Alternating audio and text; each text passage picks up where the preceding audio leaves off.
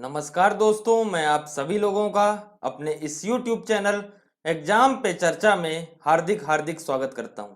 दोस्तों, आज के इस वीडियो में हम केंद्रीय सूचना आयोग, जिसे हम इंग्लिश में सेंट्रल इंफॉर्मेशन कमीशन के नाम से जानते हैं, और साथ ही साथ राज्य सूचना आयोग, जिसे हम इंग्लिश में स्टेट इंफॉर्मेशन कमीशन के नाम से जानते हैं, उसे प्रारंभिक और मुख्य परीक्षा की दृष्टि से पढ़ने का प्रयास करेंगे। दोस्तों, सूचना आयोग का जो टॉपिक है वो प्रारंभिक परीक्षा 2020 के सिलेबस में यूनिट 10 में दिया हुआ है और मेंस में पॉलिटी के पेपर में इससे संबंधित प्रश्न पूछे जाते हैं। तो आइए सूचना आयोग को पढ़ने का प्रयास करते हैं। दोस्तों, सूचना आयोग इंफॉर्मेशन कमीशन को हम निम्नलिखित आयामों में पढ़ने का प्रयास करेंगे। सबसे पहले हम इसके सामान्य परिचय की बात करेंगे। उसके बाद जिसे हम सामान्य भाषा में RTI act, right to information commission के नाम से जानते हैं या आरटीआई अधिनियम के नाम से जानते हैं, उसे समझने का प्रयास करेंगे। उसके बाद इनकी नियुक्ति कौन करता है उसे समझने का प्रयास करेंगे। उसके बाद योग्यता क्या है उस पर बात करेंगे। आयोग की संरचना क्या होती है इसे समझने का प्रयास करेंगे। उसके बाद दोस्तों, सदस्यों और अध्यक्ष का कार्यकाल क्या होता है इसे समझने का प्रयास करेंगे। उसके बाद वेतन भत्ते और पेंशन की बात करेंगे।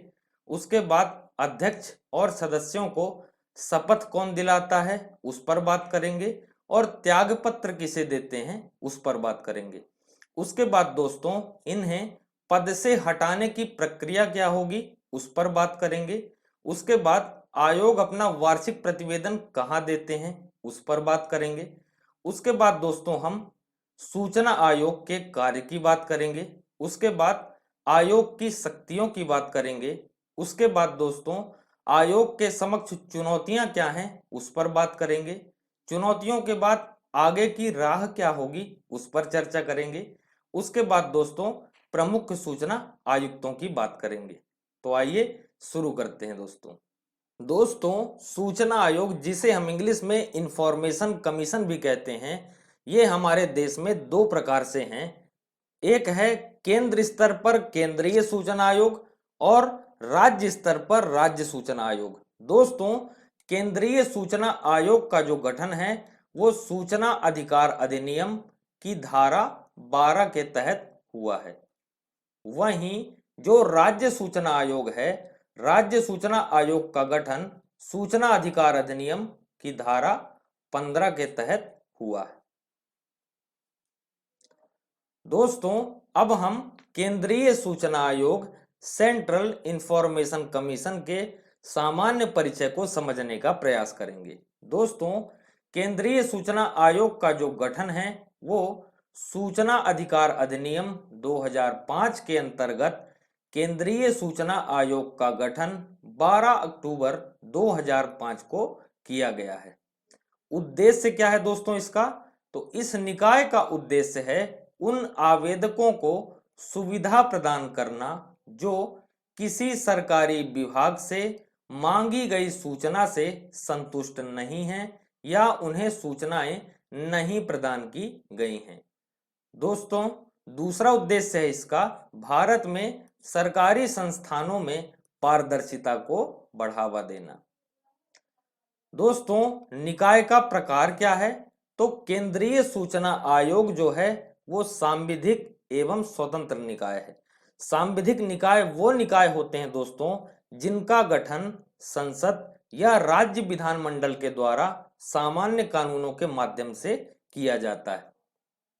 मुख्यालय कहाँ है दोस्तों? तो इसका मुख्यालय है नई दिल्ली। नोडल मंत्रालय है इसका कार्मिक मंत्रालय के अंतर्गत आता है। इसका मुख्य कार्य क्या है दोस्तों? तो केंद्रीय सूचना आयोग का मुख्य कार्य है केंद्र सरकार और केंद्र शासित प्रदेशों के अंतर्गत आने वाले कार्यालयों, सार्वजनिक क्षेत्र के उपक्रमों एवं वित्तीय संस्थानों के संबंध में शिकायतों और अपीलों की सुनवाई करना। दोस्तों, अब हम आरटीआई, राइट टू इंफॉर्मेशन को समझने का प्रयास करेंगे। दोस्तों, सूचना के अधिकार का वास्तविक अर्थ समझने से पहले यह जानना जरूरी है कि एक आम आदमी जब मार्केट से कोई भी वस्तु लेता है तो उसके साथ वो टैक्स भी पेड करता है और उसी टैक्स से हमारे देश की सरकारें चलती हैं। इस नाते उसे ये अधिकार है कि सरकार उस पैसे का क्या कर रही है। इन्हीं सब प्रश्नों के जवाब प्राप्त करने के लिए सूचना के अधिकार का प्रावधान किया गया है।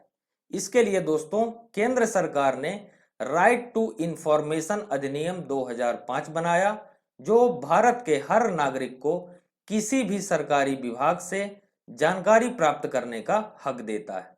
यह अधिनियम सरकारी विभागों में बढ़ते भ्रष्टाचार के खिलाफ बनाया गया अधिनियम था और यह अधिनियम भ्रष्टाचार को रोकने में काफी मददगार साबित हुआ है। दोस्तों इस अधिनियम के द्वारा नागरिकों को निम्न अधिकार मिलते हैं। पहला है, नागरिक सरकार से कोई भी सवाल पूछ सकता है या सूचना प्राप्त कर सकता है। दूसरा है दोस्तों, सरकारी दस्तावेजों की प्रति ले सकता है।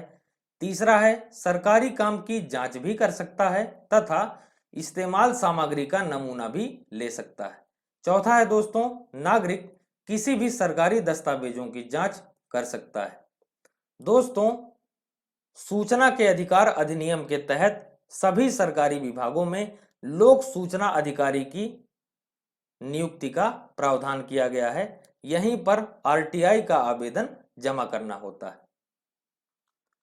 दोस्तों अब हम अध्यक्ष और सदस्यों की नियुक्ति के संबंध में बात करेंगे। दोस्तों इनकी नियुक्ति राष्ट्रपति के द्वारा चयन समिति की सिफारिश पर की जाती है। चयन समिति में कौन कौन होता है दोस्तों? तो अध्यक्ष भारत के प्रधानमंत्री होते हैं, सदस्य दो होते हैं, एक होता है लोकसभा में विपक्ष का नेता और दूसरा होता है प्रधानमंत्री द्वारा मनोनीत केंद्रीय कैबिनेट मंत्री। दोस्तों विपक्ष का नेता ना होने पर लोकसभा में सबसे बड़े दल का नेता सदस्य बनता है। अब हम इनकी योग्यता के बारे में बात करेंगे। दोस्तों आयोग का अध्यक्ष और सदस्य बनने के लिए निम्नलिखित योग्यता होनी चाहिए। पहला, सार्वजनिक जीवन का पर्याप्त अनुभव होना चाहिए।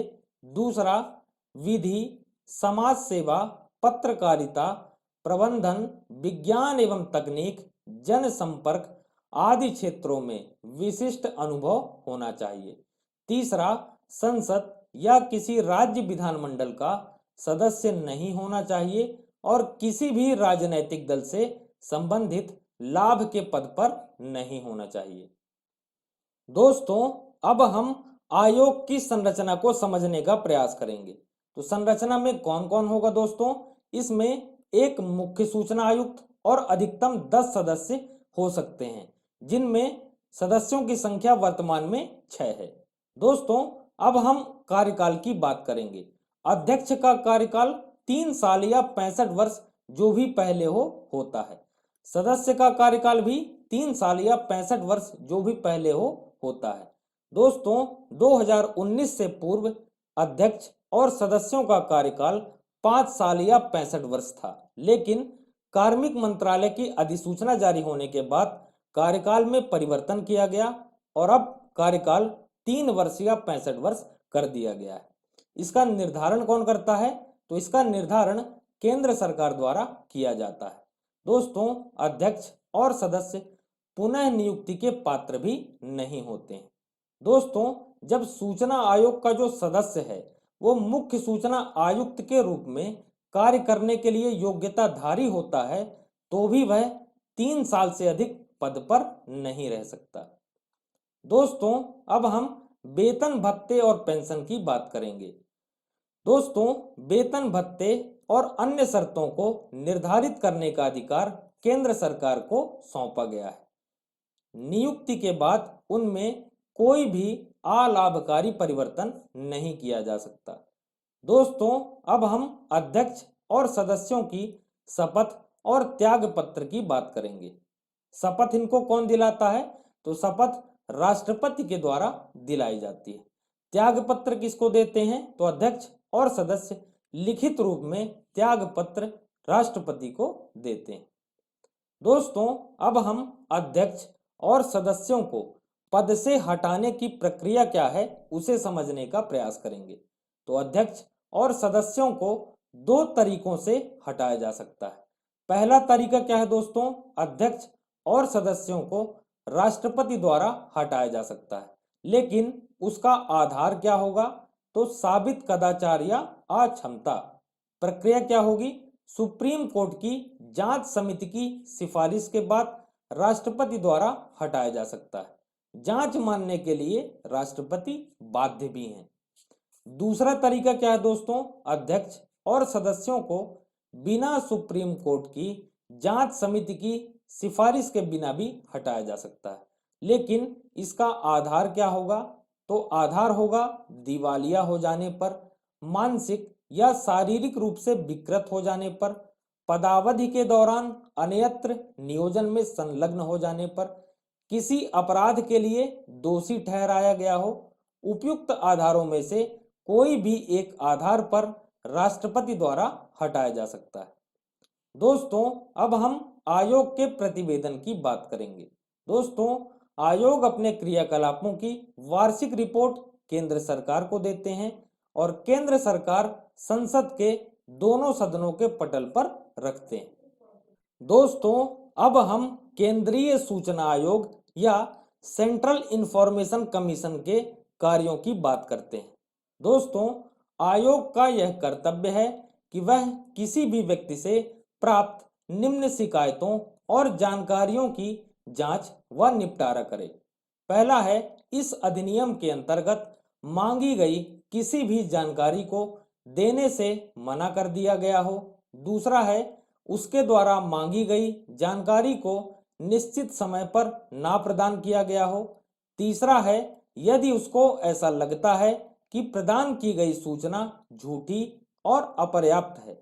चौथा है, यदि उसे ऐसा लगता है कि सूचना के लिए मांगी गई फीस सही नहीं है। पांचवा है, अन्य कोई भी मामला जो सूचना प्राप्ति से संबंधित हो। अगला है दोस्तों, आयोग को इस अधिनियम के अंतर्गत कोई भी मामला अगर ठोस आधार पर प्राप्त होता है तो आयोग ऐसे मामले पर स्वतः संज्ञान लेकर जांच के आदेश दे सकता है। अगला है दोस्तों, जांच के दौरान सभी दस्तावेजों को आयोग के सम्मुख प्रस्तुत करना अनिवार्य होता है। इन दस्तावेजों को किसी भी आधार पर प्रस्तुत करने से मना नहीं किया जा सकता। अगला है दोस्तों, आयोग को यह भी शक्ति प्राप्त है कि वह लोक प्राधिकारी से अपने आदेशों का अनुपालन सुनिश्चित करे। अगला है, आयोग को इस अधिनियम के अंतर्गत जुर्माना लगाने और अधिनियम के अनुपालन में आवश्यक कार्यवाही करने की शक्ति भी प्राप्त है। दोस्तों, अब हम आयोग की शक्तियों की बात करेंगे। दोस्तों, आयोग को शिकायतों पर जांच करते समय कोड ऑफ सिविल प्रोसीजर 1908 के अधीन वे सभी शक्तियां प्राप्त होंगी जो सिविल न्यायालय को किसी वाद के विचारण के समय प्राप्त होती हैं। क्या क्या शक्तियां हो सकती हैं? भारत के किसी भी भाग के किसी व्यक्ति को सम्मन जारी करना, उसे हाजिर कराना एवं शपथ पत्र पर उनकी जांच करना। दूसरा है, हलफनामे में सबूत प्राप्त करना। तीसरा है दोस्तों, सार्वजनिक रिकॉर्ड को मांगना या कार्यालयों से उनकी प्रति मांगना। चौथा है, दस्तावेजों और गवाहों की जांच के लिए सम्मन पत्र जारी करना। पांचवा है दोस्तों, कोई अन्य विषय जो विहित किया जाए। दोस्तों, अब हम चुनौतियों की बात करते हैं। दोस्तों, अधिनियम के अंतर्गत जुर्माने एवं दंड का कठोर ना होना, ये चुनौती है। दूसरी चुनौती क्या है? समाज में जागरूकता का अभाव होना। अगला है दोस्तों, सूचना अधिकारियों में नौकरशाही मानसिकता का होना भी अधिनियम के क्रियान्वयन में एक बाधा है। दोस्तों, चयन समिति में राजनीतिक दबाव का होना भी एक चुनौती है। दोस्तों, अब हम आगे की राह पर चर्चा करते हैं। दोस्तों, सूचना अधिकार अधिनियम 2005 में और मजबूती करने की आवश्यकता है। अगला है, समाज में जागरूकता फैलाने की आवश्यकता है ताकि भारत का हर नागरिक अपने अधिकारों का सही उपयोग कर सके। अगला है दोस्तों, चयन समिति में बदलाव करने की आवश्यकता है। दोस्तों ये थी अधिनियम की चुनौतियां और आगे की राह। दोस्तों अब हम मुख्य सूचना आयुक्तों की बात करते हैं। दोस्तों देश के प्रथम मुख्य सूचना आयुक्त कौन थे? तो ये थे वजाहत हबीबुल्लाह। दोस्तों ऐसी फैक्चुअल जानकारी प्रीलिम्स में डायरेक्टली पूछी जाती है। दोस्तों देश में प्रथम महिला मुख्य सूचना आयुक्त कौन थी? तो ये हैं दीपक संधू। वर्तमान मुख्य सूचना आयुक्त कौन है? ये आपका करंट बन जाता है यशवर्धन कुमार सिन्हा।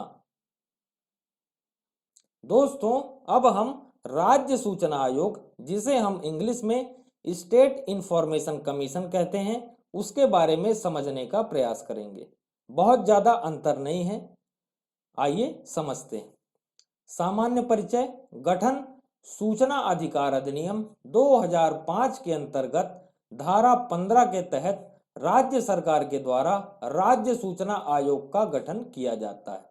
उद्देश्य सेम होंगे दोस्तों, केंद्रीय सूचना आयोग की तरह ही, कि इस निकाय का उद्देश्य उन आवेदकों को सुविधा प्रदान करना होता है जो किसी सरकारी विभाग से मांगी गई सूचना से संतुष्ट नहीं है या उसे सूचनाएं नहीं प्रदान की गई हैं। अगला उद्देश्य क्या होगा? राज्यों में सरकारी संस्थाओं में पारदर्शिता को बढ़ावा देना। दोस्तों निकाय का प्रकार क्या होगा? तो वही सांविधिक एवं स्वतंत्र निकाय है। मुख्यालय क्या होगा? तो राज्य सरकार द्वारा निर्धारित किया जाएगा। मुख्य कार्य क्या है दोस्तों? यह निकाय राज्य सरकार के अंतर्गत आने वाले कार्यालयों, केंद्रीय सूचना आयोग में केंद्र सरकार के अंतर्गत आने वाले कार्यालय शामिल हो रहे थे और केंद्र शासित प्रदेशों के, लेकिन राज्य सूचना आयोग में राज्य सरकार के अंतर्गत आने वाले कार्यालय, सार्वजनिक क्षेत्र के उपक्रम एवं वित्तीय संस्थानों के संबंध में शिकायतों और अपीलों की सुनवाई करता है। दोस्तों इनकी नियुक्ति कौन करता है? तो इनकी नियुक्ति राज्यपाल के द्वारा चयन समिति की सिफारिश पर की जाती है। केंद्रीय सूचना आयोग के अध्यक्ष और सदस्यों की नियुक्ति राष्ट्रपति के द्वारा की जाती है और राज्य सूचना आयोग के अध्यक्ष और सदस्यों की नियुक्ति राज्यपाल के द्वारा की जाती है। चयन समिति में कौन कौन होता है? तो चयन समिति का अध्यक्ष मुख्यमंत्री होता है और सदस्य दो होते हैं, एक विधानसभा में विपक्ष का नेता और दूसरा मुख्यमंत्री द्वारा मनोनीत कैबिनेट मंत्री। वहीं केंद्रीय सूचना आयोग में अध्यक्ष प्रधानमंत्री और सदस्य लोकसभा में विपक्ष का नेता और प्रधानमंत्री द्वारा मनोनीत केंद्रीय कैबिनेट मंत्री। दोस्तों अध्यक्ष और सदस्यों की योग्यता क्या होगी? तो आयोग का अध्यक्ष और सदस्य बनने के लिए निम्नलिखित योग्यता होनी चाहिए। पहला, सार्वजनिक जीवन का पर्याप्त अनुभव होना चाहिए। विधि, समाज सेवा, पत्रकारिता, प्रबंधन, विज्ञान एवं तकनीक, जनसंपर्क आदि क्षेत्रों में विशिष्ट अनुभव होना चाहिए। संसद या किसी राज्य विधानमंडल का सदस्य नहीं होना चाहिए और किसी भी राजनीतिक दल से संबंधित लाभ के पद पर नहीं होना चाहिए। केंद्रीय सूचना आयोग और राज्य सूचना आयोग के अध्यक्ष और सदस्यों की योग्यता जो है वो समान ही है। दोस्तों संरचना क्या होगी? तो वही एक मुख्य सूचना आयुक्त और अधिकतम 10 सदस्य हो सकते हैं। कार्यकाल 3 साल या 65 वर्ष जो भी पहले हो अध्यक्ष का, और सदस्य का भी 3 साल या 65 वर्ष जो भी पहले हो। निर्धारण कौन करता है? कार्यकाल का निर्धारण केंद्र सरकार द्वारा किया जाता है। दोस्तों केंद्रीय सूचना आयोग और राज्य सूचना आयोग के अध्यक्ष और सदस्यों के कार्यकाल का जो निर्धारण है वो केंद्र सरकार द्वारा किया जाता है। अध्यक्ष और सदस्य पुनः नियुक्ति के पात्र भी नहीं होते हैं।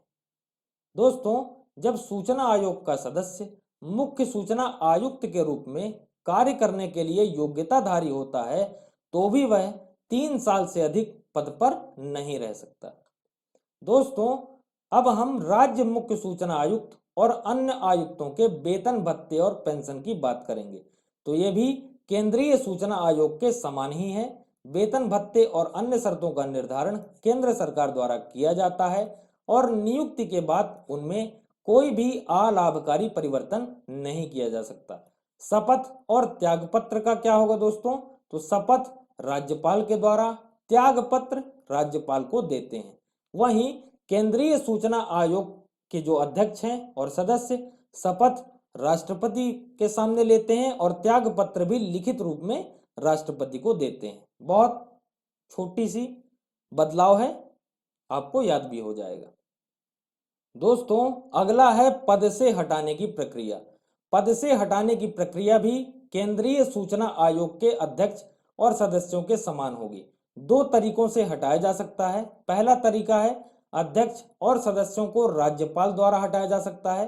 आधार क्या होगा? साबित कदाचार या अक्षमता। प्रक्रिया क्या होगी? सुप्रीम कोर्ट की जांच समिति की सिफारिश पर राज्यपाल द्वारा हटाया जा सकता है। केंद्रीय सूचना आयोग में राष्ट्रपति के द्वारा हटाया जाता था, राज्य सूचना आयोग में राज्यपाल के द्वारा हटाया जाता है। दूसरा तरीका क्या होगा? अध्यक्ष और सदस्यों को बिना सुप्रीम कोर्ट की जांच समिति की सिफारिश के हटाया जा सकता है। आधार क्या होगा? दिवालिया हो जाने पर, मानसिक या शारीरिक रूप से विकृत हो जाने पर, पदावधि के दौरान अन्यत्र नियोजन में संलग्न हो जाने पर, किसी अपराध के लिए दोषी ठहराया गया हो। उपयुक्त आधारों में से किसी भी एक आधार पर राज्यपाल द्वारा हटाया जा सकता है। केंद्रीय सूचना आयोग में राष्ट्रपति के द्वारा अध्यक्ष और सदस्यों को पद से हटाया जाता है और राज्य सूचना आयोग में अध्यक्ष और सदस्यों को राज्यपाल के द्वारा हटाया जाता है। दोस्तों अब हम राज्य सूचना आयोग के प्रतिवेदन की बात करेंगे। दोस्तों आयोग अपने क्रियाकलापों की वार्षिक रिपोर्ट राज्य सरकार को देते हैं। राज्य सरकार प्रतिवेदन को राज्य विधानमंडल के दोनों सदनों के पटल पर रखते हैं। दोस्तों अब हम मध्य प्रदेश राज्य सूचना आयोग से संबंधित कुछ महत्वपूर्ण तथ्यों की बात करेंगे। दोस्तों गठन कैसे हुआ? सूचना अधिकार अधिनियम 2005 की धारा 15 के अनुसार। कब हुआ दोस्तों? 22 अगस्त 2005 को मध्य प्रदेश राज्य सूचना आयोग का गठन किया गया। मुख्यालय कहाँ है? भोपाल। नोडल मंत्रालय है कार्मिक मंत्रालय। दोस्तों प्रथम मध्य प्रदेश राज्य मुख्य सूचना आयुक्त कौन थे? तो ये थे TN श्रीवास्तव जी। वर्तमान में कौन है? अरविंद कुमार शुक्ला जी। ये आपका करंट भी हो जाता है। दोस्तों आशा करता हूं आप सभी को मेरा ये वीडियो पसंद आया होगा और अगर पसंद आया हो तो वीडियो को लाइक करें, चैनल को सब्सक्राइब करें और साथ ही साथ बेल आइकन को प्रेस करें ताकि एजुकेशन से जुड़े मेरे सभी वीडियो आप सभी को प्राप्त होते रहें। चैनल की लिंक मैंने डिस्क्रिप्शन बॉक्स में भी डाल दी है, आप चाहें तो वहां से भी हमारे चैनल से जुड़ सकते हैं। दोस्तों मैंने डिस्क्रिप्शन बॉक्स में MPGK और आयोग से संबंधित प्लेलिस्ट जो है उसकी भी लिंक डाल दी है। आप वहां से जाकर MPGK और आयोग की क्लास ले सकते हैं। साथ ही साथ आप मेरे टेलीग्राम चैनल से भी जुड़ सकते हैं जिसमें आपको सभी PDF आसानी से प्राप्त होती रहेंगी।